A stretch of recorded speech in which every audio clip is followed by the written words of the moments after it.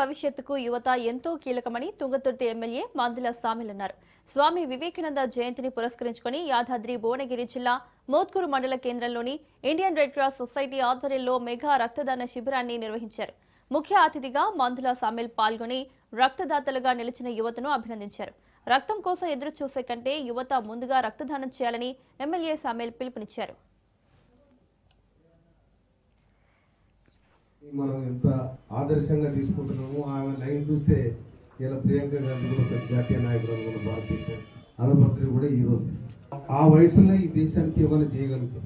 అల్లూరి సీతారామరాజు కూడా 33 సంవత్సరాలకు ఈ దేశం కోసం పోరాటం చేసి అమరలేదు. అదేవిధంగా భగత్ సింగ్ కూడా అదే వయసు.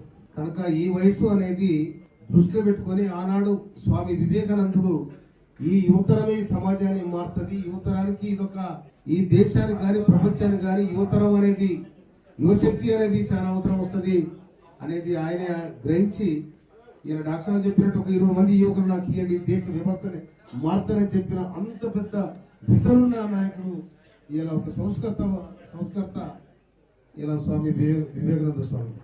వారి ప్రబోధం, వారు చూపిన మార్గం ఈ భారతదేశానికి వారికి ఇష్టం ఉన్నా లేకున్నా కూడా ఖచ్చితంగా అనాల్సిందే. వివేకానంద